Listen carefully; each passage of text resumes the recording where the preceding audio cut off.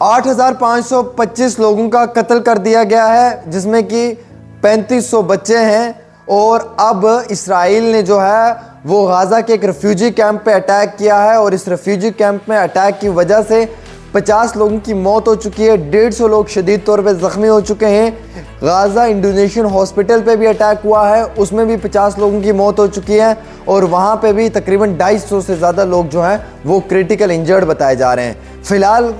جو فگر ہے وہ سامنے نہیں آئی ہے کہ ابھی اور کتنی کیجویلٹیز جو ہیں وہ ہو چکی ہیں اور کتنی کیجویلٹیز ہو سکتی ہیں۔ حالانکہ یہ اطلاع نکل کر آئی ہے کہ ریفیوجی کیمپ ہے، اس پہ اسرائیل نے اٹیک کیا ہے، اور اسی اٹیک میں 50 لوگوں کی موت ہو چکی ہے، 150 لوگ شدید طور پہ جو ہے وہ زخمی ہو چکا ہے، 8,535 لوگوں کی ٹوٹل موت ہوئی ہے فلسطین کے اندر، جس میں کہ 3500 معصوم سے بچوں کا بھی قتل کر دیا اسرائیلی فورس نے۔ یمن بھی اب اس جنگ کا حصہ بن چکا ہے۔ یمن نے یہ کہا ہے کہ انہوں نے بھی اسرائیل پہ حملہ کیا ہے۔ یمن کا یہ مطالبہ ہے کہ اسرائیل کے بارڈرز کے اوپر جو ہے وہ ڈرون کے ذریعے اٹیک کیا گیا ہے، اور یمن بھی اب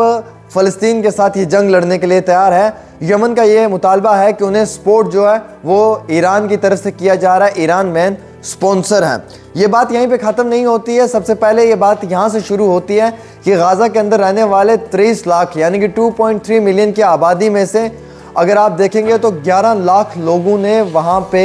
آنا جانا رہنا چھوڑ دیا ہے۔ آدھے سے زیادہ غازہ پٹی کے اندر رہنے والے لوگ وہاں سے بھاگ چکے ہیں، اور باقی جو بچے ہوئے لوگ ہیں دھیرے دھیرے انہیں قتل کیا جا رہا ہے، یعنی کہ انسانی حقوق کا یہ قتل ہو رہا ہے، انسانوں کا یہ قتل ہو رہا ہے، اور وقتی طور انسانیت کا یہ قتل ہو رہا ہے۔ حماس اور اسرائیل کی یہ جنگ تھی، لیکن اسرائیل نے عام شہریوں کے اوپر اپنا غصہ نکالنا شروع کیا، جس کے عوض میں ہزاروں کی تعداد میں بچوں کا قتل کر دیا ہے، اور ہزاروں کی تعداد میں عام شہریوں کو بھی جو ہے وہ اپنی گولی کا نشانہ بنایا گیا ہے۔ غازہ کے اندر بلیک آؤٹ ہے، نہ بجلی ہے، نہ پانی ہے، نہ ایندھن ہے، اور نہ کسی ہاسپٹل میں فیسلٹی ہے، بلکہ جتنے بھی ہاسپٹلز فنکشن کر رہے تھے وہ اس وقت ڈیڈ پڑے ہوئے ہیں۔ ریزن یہ ہے کہ وہاں پہ ایندھن بھی نہیں مل پا رہا ہے۔ یونائٹڈ نیشنز اقوام متحدہ کا یہ کہنا ہے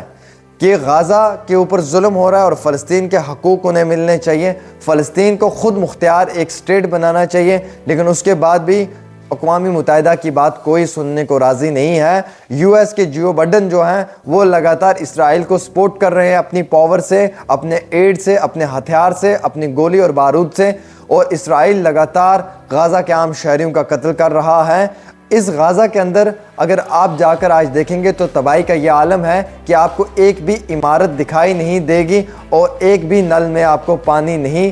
بلکہ پانی کا ایک بوند تک بھی نہیں دکھائی دے گا۔ حالانکہ یہ کہانی یہیں پہ ختم نہیں ہوتی ہے۔ اب یمن یہ کہتا ہے کہ یہ جنگ ہم لڑنے کے لیے تیار ہیں، کیونکہ باقی جتنے بھی سعودی ہو یا باقی جو مسلم کنٹریز ہیں وہ بیک فٹ پہ چلی گئی ہیں، اور یمن اب اسرائیل کے خلاف یہ جنگ لڑنے کے لیے تیار ہو چکا ہے، فلسطین اور غازہ کے مسلمانوں کے لیے سامنے آ چکا ہے۔ ایران بار بار دھمکیاں تو دے رہا ہے یو ایس کو اور اسرائیل کو، لیکن کام اور سپورٹ میں سامنے نہیں آ پا رہا ہے۔ یہ جو سپورٹ ہے یہ صرف سوشل میڈیا کے کومنٹس پہ ہو رہا ہے، یہ سوشل میڈیا کے ٹویٹس پہ ہو رہا ہے، بلکہ گراؤنڈ پہ ویسے نہیں ہو پا رہا ہے جس طریقے سے یو ایس جو ہے وہ اسرائیل کا سپورٹ کر رہا ہے۔ جو ایران ہے وہ صرف باتوں میں غازہ اور فلسطین کے مسلمانوں کا سپورٹ کر رہا ہے۔ اب بات سب سے بڑی یہ ہے کہ جس ریفیوجی کیمپ پہ اٹیک ہوا ہے، اس ریفیوجی کیمپ میں تقریباً آج کے سمے میں جو ہے وہ کئی سارے لوگ رہ رہے تھے، اور جن میں سے کہ اس وقت ہمارے پاس جو آنکڑا نکل کر آ رہا ہے وہ یہ ہے کہ 50 لوگوں کی موت ہو چکی ہے۔ ابھی اتنی ساری کیجویلٹیز ہیں جو کاؤنٹ نہیں کی جا سکتی ہیں، لیکن 150 لوگ جو ہیں وہ شدید طور پہ زخمی ہیں ایز پر الجزیرہ رپورٹ۔ حالانکہ اس کے ساتھ ساتھ کئی سارے اور نیوز چینلز نے یہ لکھا ہے کہ ایران اور یمن اب مل کر یہ جنگ لڑنا چاہتا ہے۔ وہ کہتے ہیں کہ اگر ہم ایسے ہی خاموش رہیں تو شاید غازہ پٹی کے اوپر یہودی پورا قبضہ کر لیں گے۔ ایک سمے وہ تھا کہ جب یہ یہودیوں کو رہنے کے لیے جگہ نہیں تھی اور ہٹلر نے جرمنی سے انہیں مار کر بھگایا تھا، اس وقت میں 60 لاکھ سے زیادہ یہودیوں کا قتل کر دیا تھا۔ وہ یہودی بھاگ کر فلسطین پہنچے تھے اور رہنے کے لیے फ़लस्तीन के मुसलमानों ने जगह दी थी, उन्होंने एतराज़ नहीं किया था। लेकिन जब उसके बाद वर्ल्ड वार शुरू हुआ, उस दौरान यहूदी और मुसलमानों के बीच में जो है वो रंजिशें पैदा होगी, और उसी के बाद ब्रिटिशर्स के साथ मिलकर यहूदियों ने जो है वो फ़लस्तीन के ऊपर जुल्म करना शुरू किया, जिसके एवज़ में ब्रिटिश गवर्नमेंट ने जो है वो यहूदियों को रहने के लिए फ़लस्तीन का आधा हिस्सा दे दिया। 1517 की रिपोर्ट के मुताबिक अगर आप माने तो 2% यहूदी थे।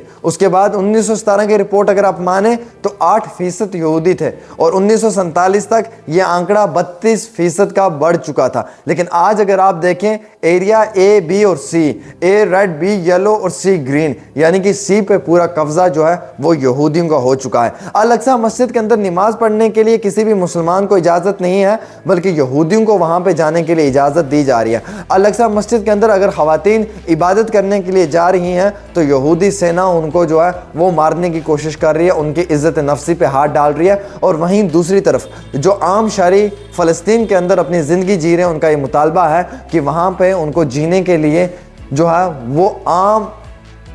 इंसानों की ज़रूरत है जो उनके साथ खड़ा होकर उनकी बात करें। लेकिन आज वहाँ पर एक आम शहरी भी नहीं दिखाई दे रहा है, ना ही कोई मीडिया हाउस है और ना ही कोई एक आम शहरी बात करने के लिए राज़ी है, क्योंकि हालात ऐसे हैं कि कोई भी इस खौफ और डर के आलम में घर से बाहर निकलने के लिए तैयार नहीं है।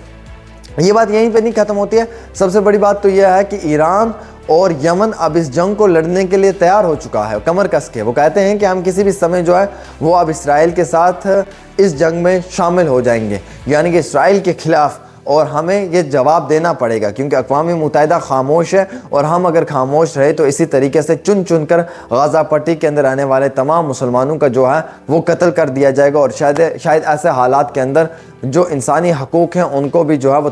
पूरे तरीके से दबाया जाएगा। फ़िलहाल के तौर के ऊपर इस रेफ्यूजी कैंप पे अटैक हुआ है, और इसमें जो है वो कई सारे लोगों की मौत हो चुकी है और कई सारे बच्चों का कत्ल भी कर दिया गया है। ये रियल ग्राउंड रिपोर्ट इसराइल की है जो वहाँ के न्यूज़ चैनल्स के ऊपर आई हुई है और जो मैं आप तक पहुँचाने की कोशिश कर रहा हूँ। वहीं दूसरी ओर लगातार फ़लस्तीन के आम शहरियों के हकूक़ के साथ जो है वो ज़बरदस्ती भी की जा रही है, जो मैं आप तक बताने की कोशिश कर रहा हूँ। ख़वातीन व हज़रात, मुझे उम्मीद होगा कि आप इस रिपोर्ट को सुनने के बाद अपनी राय ज़रूर देंगे। एक छोटी सी पेशकश आमिर सुहेल के साथ।